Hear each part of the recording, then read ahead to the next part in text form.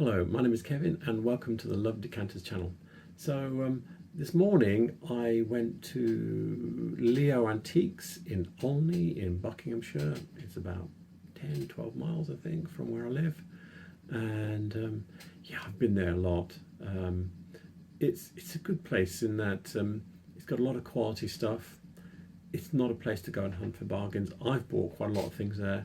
I bought my mum's, that's terrible, that's a Freudian slip. If ever I heard one, my wife's birthday present from there last year. And yeah, and I have bought quite a few glasses from there. Not like the sort of like the bargains I've had at Time Warp and other places like that where you're paying, oh, we get £2 for that, thank you very much. No, it's not like that. But there's good things, and sometimes you just have to have them and that's it. So yeah, I can, if you're looking for gifts and good things, yeah, definitely. And on the glass front, there's a lot of cut glass. They know their glass. So the cut glass, the sort of like 20th century cut glass, I reckon they know it better than I do.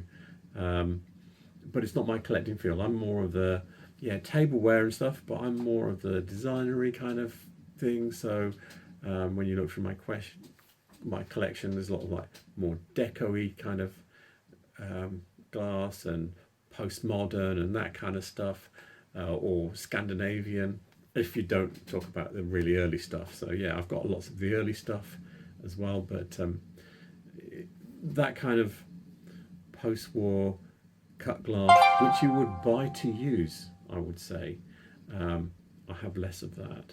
And so it is a good place, and they've got lots of other stuff as well, so, and it's all good stuff. There's, you know, there was a pair of decanters, yeah, I would love to have those back in the shelves behind me. Yeah, so I hope you enjoy this. I did find, I've already gone through the references for this, and I did find quite a lot of stuff in my references. My brain's hurting now because I've been doing that for the last couple of hours. But yeah, so I hope you enjoy this. I'm here at Leo's Antiques, and there's a lot of people walking by, so I'm going to make this quick. This is in Olney, and yeah, I'm going to go in here and do a video now. So this is what it's like inside Leo's Antiques. It's got little rooms. I mean, this is the first room I'm going in, and there's a few bits of glass, so I'll try and work my way around to see what's interesting. Some of these are boxed. These are early, they might be French though. Yeah, it says 19th century, so they will be. That's right. I don't recognise any of the stuff that's not in a box. Oh, Thomas Webb tumblers. 5. Royal Dalton. They know they're crystal here, I'll say that. Let's go somewhere else. What's over here? Well, these are nice. Unusual deco. So this is what you see a lot of pressed glass looking like, but this is the real thing. Yeah. Look at the work in it as well. Look at the detail. Yeah, they're good. And yeah, they're the right price as well for being good. Yeah. So Waterford crystal, £175. Yeah, it's Waterford, and it's just all in the name. So yeah, doesn't excite me. Oh, these are good though. Oh yeah, John Walsh. He's got them. I don't know if they're marked. I can't see.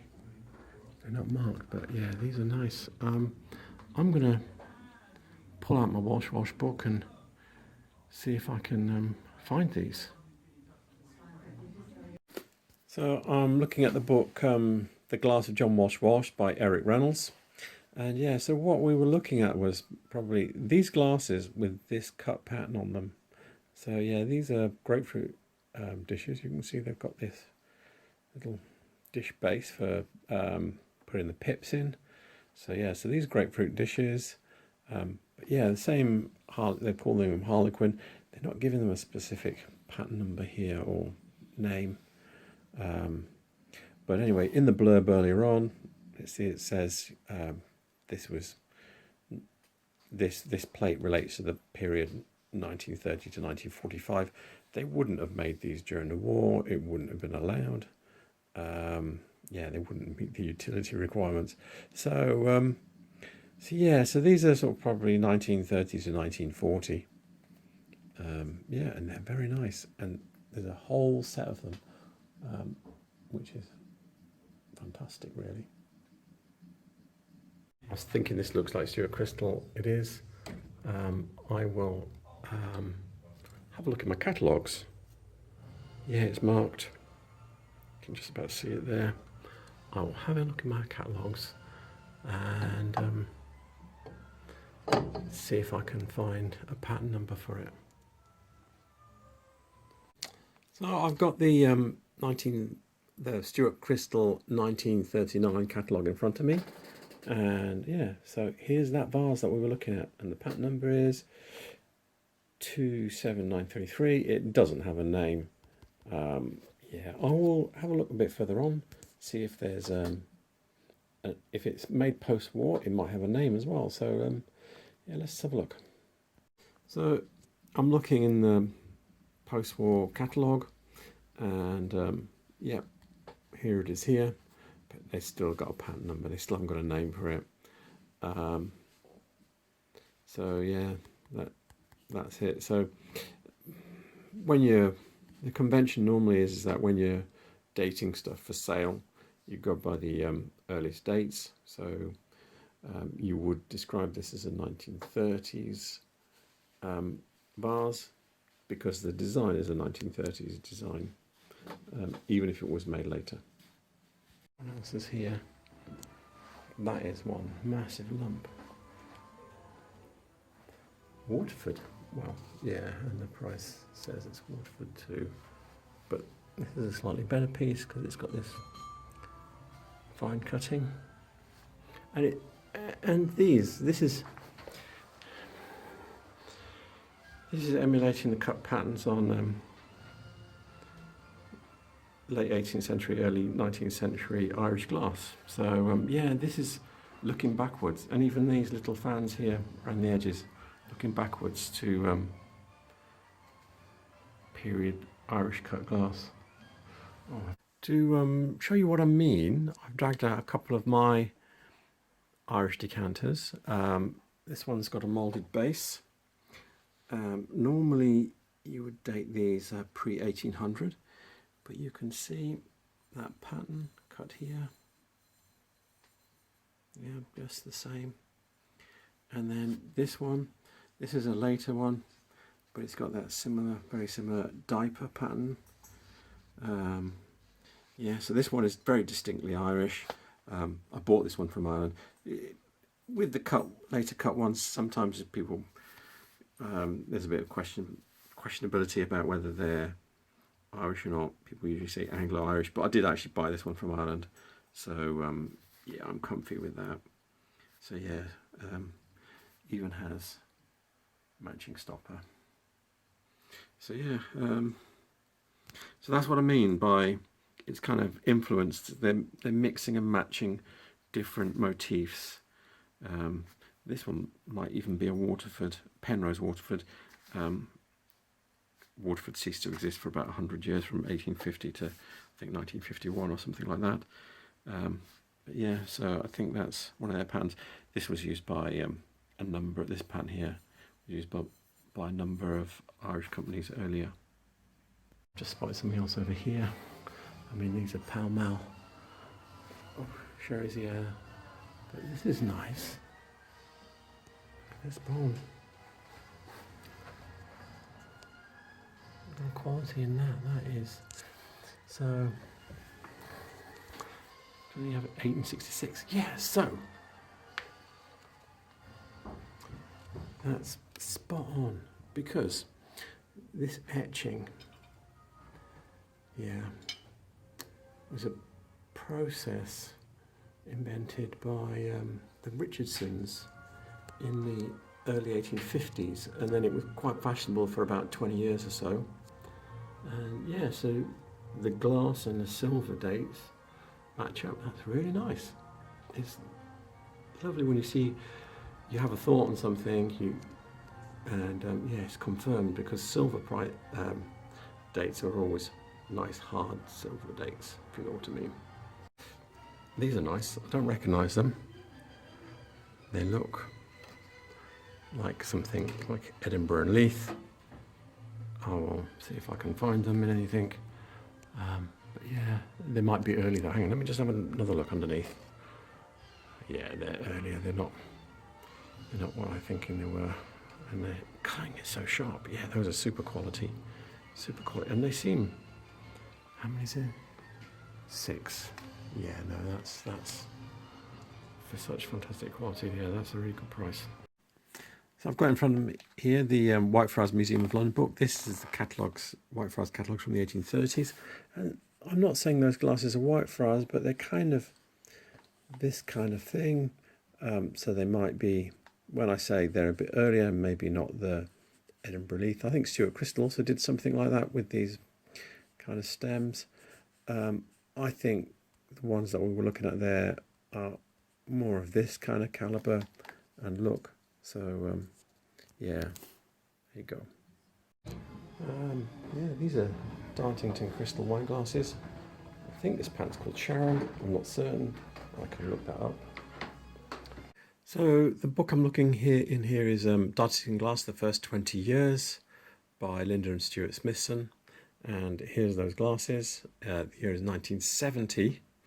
The pattern is called FT115, the Sharon glass suite. So yeah, what's interesting though in this book is, as I just opened the book, right inside the frontispiece here was Sharon glasses. I thought, what's that about? And it says the Sharon wine glass selected for in 1985 for the Victorian Albert Museum Boiler House exhibition of 100 best ever products. I don't know what that exhibition was really about, but whether it was an annual thing or whatever. But yeah, so as a design, the Sharon glasses are rated. That's nice. What else? I don't know. These look very modern. He says they're modern, so he's not tricking anybody. They're quite nice. Got little metal escutcheons in. Yeah, don't recognise this either. Yeah, it's got a safety rim. It's lead crystal though, so yeah, I don't recognise it at all. It's nice to see someone that they don't know, they just say what to describe it and not make stuff up. So yeah, they're interesting. I'm not seeing it. Oh, they're marked. What mark is that? It's Sev. Oh yeah, it does say Sev. Yeah. Sorry, that's me being daft. Yeah, they're nice. They're a good thing.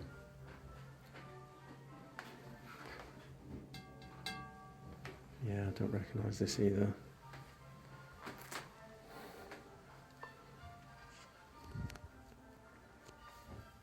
Yeah, there's lots of nice things here. Oh, look at this. This is nice. This is sweet. This is I don't know if you can see it in the film very well. This has got silver leaf blown. So they will put silver leaf on the little blob of glass, then blow it afterwards and stretch it out. It makes this little random pattern. What else is here? Orifice. I could probably give them about a choice of 50 stoppers for that, but yeah. I don't know what the original would be like though. That's cute. Look at that work in there. Look, there's my finger. That's tiny. That's really fine work. But yeah, don't recognise it. The church that's in the picture looks very continental though.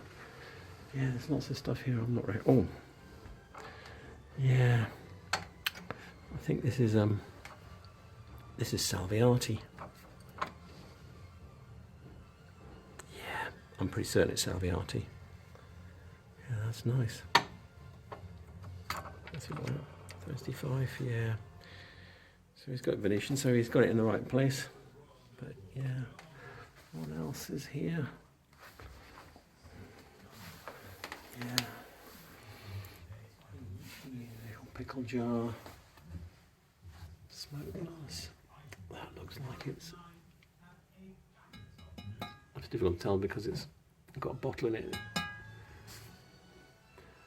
I'll try and figure that out. It looks like it's Home Guard or somebody like that. So I will try and find that on Google like crazy, like I normally do. Yeah. Looking round. Yeah, Home Guard. Decanter. I've got a couple of these. This isn't a Christmas one. Usually most of the ones you see are Christmas ones. And when it's a Christmas one, you can work out what the year is by looking it up.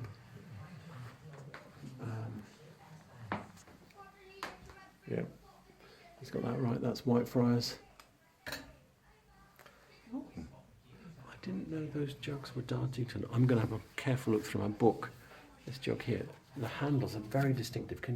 It's difficult to tell here, and it's difficult for me to get close. Let me try not to break any. There we go. So look at the handle there. So yeah, tall jugs are always a problem because there's so many of them. But yeah, that's nice. And I've seen those around. I've never known what they were, so I'm going to use them. Yeah, this is Dartington. I know this is Dartington because I think we've got one at home. And yeah. So they know their modern crystal better than me here. It's a pair of. So he's labelled pair of decanters in the back there. One's got a label on Edinburgh Crystal. So it's nice to see things with labels on. This is Edinburgh Crystal Preserved Pots, Waterford. Yeah, that's quite nice though. It looks like it might be pre-war, the design of it, but playing while I'm talking about, trying to get my finger into the picture. There we go, that one. Tudor, this is an unknown one. Yeah, I don't recognise this.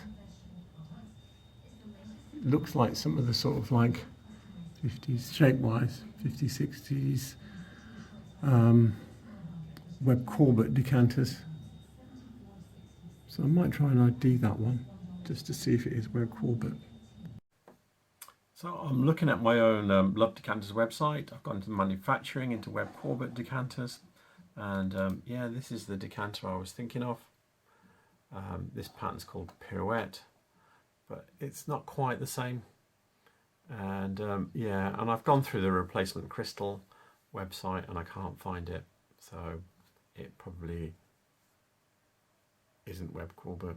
It looked very post-war, and I would have thought it would have been in the replacement crystal website if it was there. So I've got some Bohemian case glass here.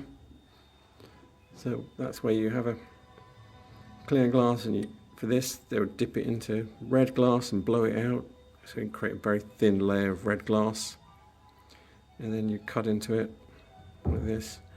And yeah, this glass here is designed to go on top of this like that. And yeah, so that's, he says superb quality, it looks to be, because look at this nice cutting.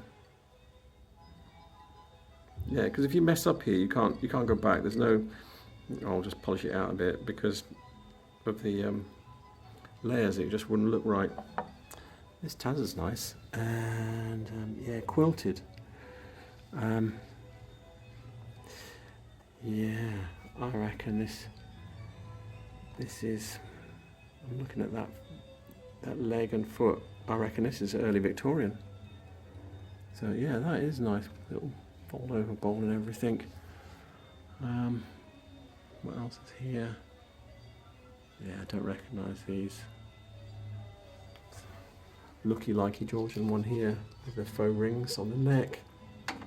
Stopper doesn't seem to fit fantastically, but yeah, I mean it's decent quality. Someone's bothered to put a silver collar on it, and it's got a date, 1968. Check this out, some Stuart Crystal champagne coupes with the label still on. I will try and find a patent name for those. So this is the pattern we're looking at. It's called Carlingford. There's a number for it as well, 27519. You can see there's actually one of the champagne coupes there. I think this is the last catalogue that I have in the. I think this is from the 1980s. Over the page, it shows you the whole service with the decanters and jugs and tumblers and everything. And it would be this one here. So there you go. It's got some rinsers here. Some people call them coolers. They're for cooling or rinsing your wine glass. You see the little lip there. It's got one on each side. You put your glass in and twist it around. I've done a video on this if you want to look back in time. Yeah, he says these are Victorian. I think they might be a little bit early. If they're Victorian, they're very early Victorian. I don't have any reason. They look used, let's say. I don't mean damaged, but I can see the surface wear that I would expect to see. So I don't think they're repros, and I can see a bubble there and stuff. So in fact, I can see a few balls now that I'm looking. Yeah, these look right. These are cute. Eric Hogland. So yeah, very. If you're into Scandinavian glass, Eric Hogland for Boda. He did a lot of figurative type things like this, decanters with people's heads on and faces, you know, where the stopper was the head. Yeah, and they make good money. And yeah, I don't have any, but yeah, they make good money. So those prices are probably right. Not that I would know, but yeah, they're probably rare. It says rare, so yeah, I've not seen them before. But yeah, they're quite cool. I think my wife would like them, so I'm not going to show her those. Interesting little avocado dishes down here. Yeah, that's what they are. Who has dishes for avocados these days? But yeah, they were a thing. The glass in the back there looks nice. Single edge goblet. Yeah, it looks like something John Walsh would do. It's very difficult to tell because it's got very subtle quilting, and then it's got grapes etched around the top, so it is a quality thing, but it's very subtle. You'd have to be holding it really. This is super nice here. So in its original box, Sunday dishes, Stuart Crystal with the little labels and everything. Fantastic. Elgin pattern. I can show you that in the books, in the catalogue. I've got here post-war Stuart Crystal catalogue. I think this one's from the 1970s. It's got the Elgin pattern. Some of it, actually, they're showing it still in boxes that look actually similar to what we were looking at. Yeah, so one thing I didn't point out in the film was let me see where I can get my finger. Yeah, there. So if you look at this one, this isn't the same glass, but it's got these little ridges along the bottom. Those glasses had the similar. This is from Stratford pattern. So the shape is from the Stratford pattern, which is from the 1920s. But the cut pattern that they put it on is clearly post-war. I did look in the 1939 catalogue, and yeah, I didn't find this pattern in there. So it is a post-war pattern, but some of it is put on pre-war shapes. The jug back there, that's quite nice. That looks very pre-war, very deco. I don't recognise the pattern though at all. Yeah, I'm getting sad. I'm getting into press glass. I'm not buying it though. I'm not buying, because that's the road to hell. And these are nice early Victorian little sherries. got a set 6, £65. So yeah, if you want some 150-year-old glasses, there you go. Just realised I was so intrigued with this little thing here. I didn't see this. This is very nice.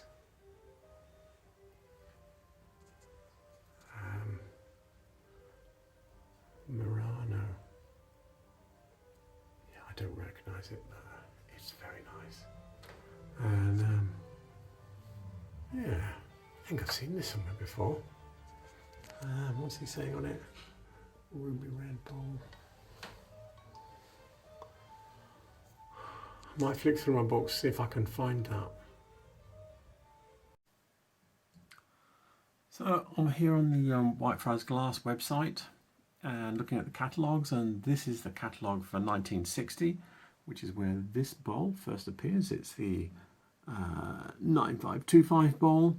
It gives you the colours here, and yeah, it includes ruby. So yeah, so that is what that bowl is. It's a Whitefriars 9525. There you go.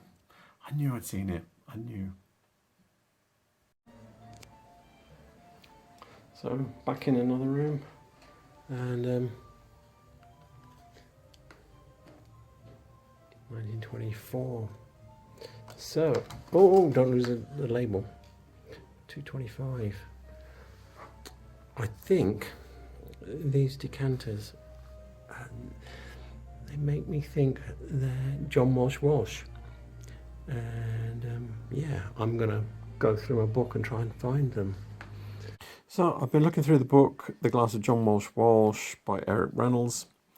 I haven't been able to find an exact. This is the nearest I could get to it, but this is a very common shape, which is why I thought it was. And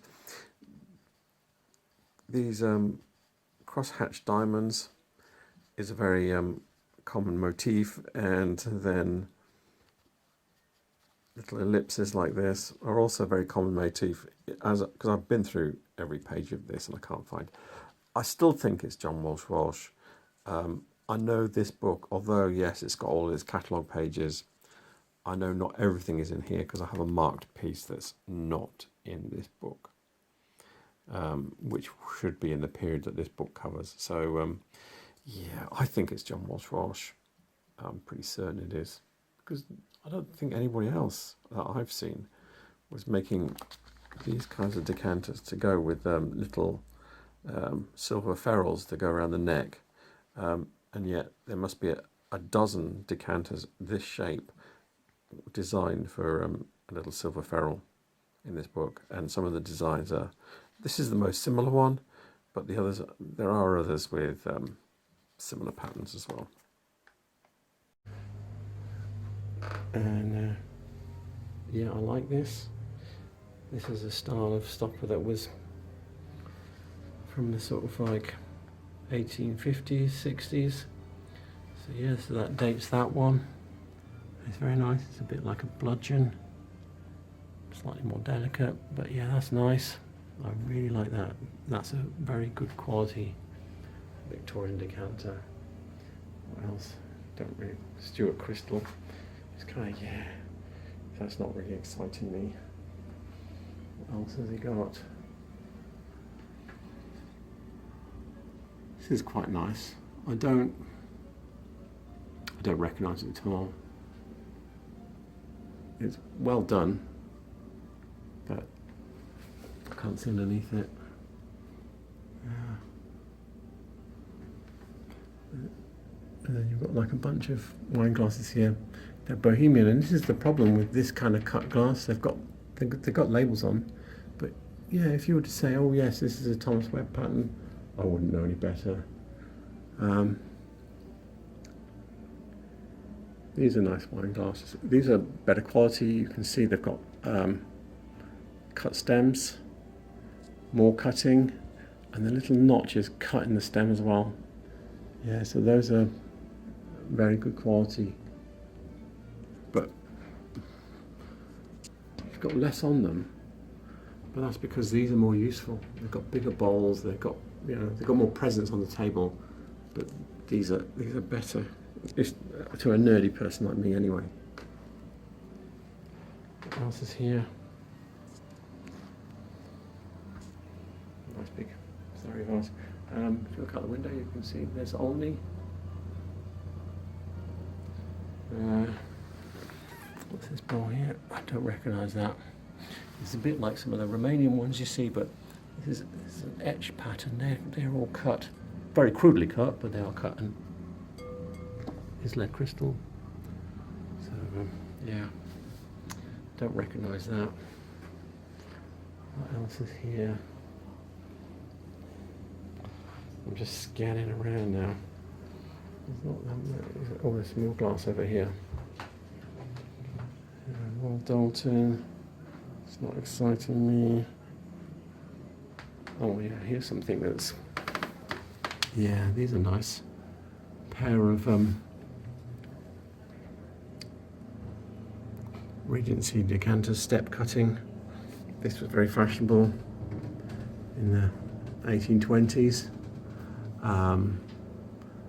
Yeah, it kind of went out of fashion afterwards because it was so expensive to do, but when they invented steam cutting, this became a thing. And then, yeah, when they were doing a lot of reproductions of this style of glass, sort of like circa 1900 to 1940, it came back a bit. But yeah, no, these look right. The glass colour is just that right colour. You can look at it compared. Look at the colour of that compared to. Sorry, point with my finger. Look at the colour of that compared to that. That's so bright. Yeah, that's modern glass. That's Regency. So the book I'm looking at here is the Andy McConnell book, The Decanter, An Illustrated History of Glass from 1650, which is his book from back about 2000. And yeah, so this is all step cutting glass, and it's Regency period. You can see here he's saying 1810 to 1820. See, there's lots of step cut glass, and then if I go over the page, we've got this nice little section of a catalogue, pattern book from Edinburgh maker John Ford, 1825 to 35, and you can see we've got more. Oh, here, step cutting decanters. So, yeah. These are supposed to be in chronological order, so I think these are the later ones. Also, you'll note it's got some of these round-shaped ones. These are much rarer, like the ones that are in the cabinet, with these round-shaped stoppers as opposed to these mushrooms. Yeah, much rarer, and I've always seen these to be a bit later. You know, your 1820s, 30s. Also, if you had a little poke in the shed, in the shelves I've got behind me, I have a few a pair of Regency ones here. Got another one, that's an Irish one, so that doesn't count, but here's another pair, Regency ones. I have one in the back here, let me pull this one out. Yeah, that one's probably the closest to it. That's a pillar cut one, but it also has a blown stopper. I'm not going down the shed, I've got several down the shed, so yeah, there you go. This is the kind of thing it is. Bits and pieces I don't really know. Caithness pebbles, I've not seen those before. They're trendy now. They're got Ukrainian colours, so that makes them cool in my book. And yeah, he's saying that's late Victorian. The rinser, it might be later. It looks very bright. What else is here? These are cool. These are centrifuge casts, Dartington. They got marks on them. I can look those up and put a year on them. I think they might be Anita Harris designer, but I can check that. So I'm looking in the book Dartington Crystal, the First 20 Years by Linda and Stuart Smithson. And yeah, and I'm also thinking, what an idiot I am, because actually the word Anita Harris was written on the label right in front of my eyes, and I was racking my brain for the designer name, thinking, yeah, I know this, but I can at least put a year on it, 83 to 84, and they're called palm dishes. Yeah. And I know that it is Anita Harris because she's one of the few other designers that were working for her. And yeah, I think she was a graduate or something working there just for a short while. And yeah, it's giving you the sizes. I think it's probably the small one. Looking at those, they look about 6 inches. So there you go. Yeah, now you know how blind I am, really. These are nice, there's a pair of them. There might not be really a pair, they're slightly different shades. But they look to be exactly the same size. Yeah, they're difficult to tell. Without taking them out and playing with them, I'm not going to do that. Yeah, what's this? 50 set of gilt rim. They've got labels on them. Made in Romania. So I've never seen that before. But yeah, that's quite cool. With the gilt edges, and they look like they're decent quality. Most of the Romanian stuff is that the fishes and those splatter vases and stuff like that. But they were obviously doing better things. Yep. Waterford again. Yeah, you have to know your Waterford patterns, because if you're a dealer, that's where the money is. The Irish like their own glass. So I hope you enjoyed that. Yeah, my only regret in all this was I couldn't find that ice bucket. I googled like crazy, yeah, I just couldn't find it. And I really wanted to find it, and in my brain it was saying Home Guard. It might not be. I think it's Scandinavian, but yeah, it just eluded me.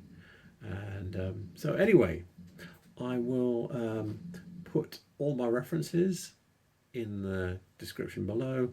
I will also put the address and any links that I find for Leo Antiques in the description below.